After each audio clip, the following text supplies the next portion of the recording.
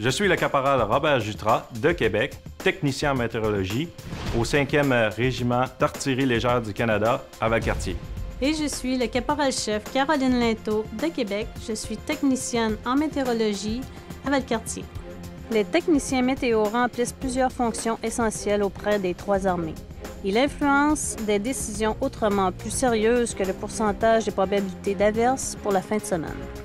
On travaille à bord des navires, auprès des escadrons de chasseurs et d'hélicoptères, ou encore auprès de l'artillerie qui a besoin de données sur l'air pour diriger leurs tirs avec précision.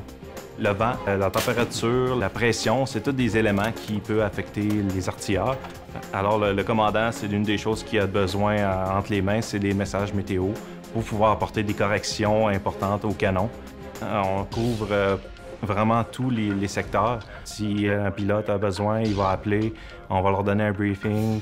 On a toujours l'équipement à portée de la main pour pouvoir leur donner la météo actuelle ou plus tard. Pour faire ce travail, il faut être capable de rendement académique assez élevé, surtout en mathématiques et en physique. Il faut comprendre des notions de mouvement, d'énergie, de dynamique, être capable de penser en 3 dimensions. On ne fait pas que des prévisions météorologiques. On fournit des renseignements spécifiques pour chaque mission, aussi simples que la profondeur de la neige ou l'heure du coucher de soleil. Avec toutes les données qu'on a, c'est tellement beaucoup de calculs, de cours et de connaissances. Il faut comprendre pourquoi c'est humide, pourquoi ça devient chaud et pourquoi il y a tel nuage et pourquoi il pleut. Les vents peuvent changer et les systèmes changent dû à ces nuages-là. Donc, c'est vraiment important d'observer, de savoir qu'est-ce qui se passe à l'extérieur. Et plus on en sait, plus on est capable de donner une science plus exacte. J'aime avoir à composer avec les phénomènes qui influencent chacune de nos missions. La météo peut être un obstacle ou un avantage. Et ce qu'il y a de mieux dans ce métier, c'est toute l'expérience qu'on acquiert. J'ai été déployé en Afghanistan. Ça a été une expérience assez extraordinaire avec les artilleurs. J'ai été à l'extérieur, je me suis promené à l'extérieur des murs. J'ai tiré avec les artilleurs. Nous avons travaillé conjointement ensemble. On fait plus que de la météo rendue sur le champ. C'était quelque chose que je pensais jamais voir. J'ai réussi à faire tellement de choses tellement vite dans ma carrière.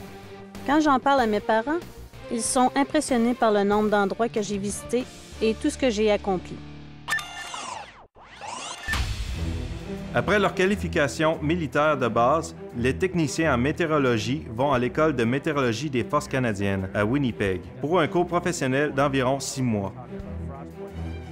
La première moitié du cours porte sur les observations en surface, la vitesse et la direction des vents et l'utilisation et l'entretien des équipements météo.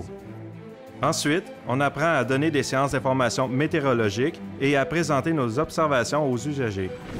Les aspects théoriques sont nombreux dans ce métier. Par exemple, il faut comprendre le givrage et ses effets potentiels sur les hélicoptères et les avions. La turbulence est un autre sérieux problème. Il faut renseigner les équipages aériens sur les zones de turbulence. Après Winnipeg, tu te rends au Centre de météorologie interarmée de Gagetown, au Nouveau-Brunswick. À Gagetown, c'est là qu'on apprend un peu plus à raffiner, si vous voulez, le métier de météorologie. Également au programme, conduite de divers véhicules militaires, formation avancée pour mieux s'intégrer à un régiment d'artillerie et formation technique pour faire fonctionner un bureau météorologique là où les conditions sont très difficiles. Après Gagetown, tu es affecté à une unité de la marine, de l'armée de terre ou de la force aérienne. Tu as la responsabilité d'observer et d'enregistrer les conditions météo et de fournir aux commandants locaux les données dont ils ont besoin pour accomplir leur mission. Ça prend quelqu'un de débrouillard, qui est capable de prendre des responsabilités, qui est capable de s'ajuster aux changements rapides. Les données changent tellement, alors il faut vraiment être intéressé à ça. À mesure que ta carrière progresse, tu peux suivre des cours avancés en prévision météorologique, observation en haute atmosphère et affectation propre à la mission aérienne, terrestre ou maritime. Je suis très satisfait de mon choix de carrière. Moi, qu'est-ce que je voulais, c'était vraiment visiter, voir le monde. Je pense que j'ai choisi de très bons métiers pour ça. La météorologie rend les gens un petit peu passionnés. Plus j'en connais, plus je veux en connaître. Et je pense pas que ça va s'arrêter là. Cette science-là, elle n'a pas de fin. Ça l'arrête pas, on apprend tous les jours et plus ça va, plus je suis passionnée.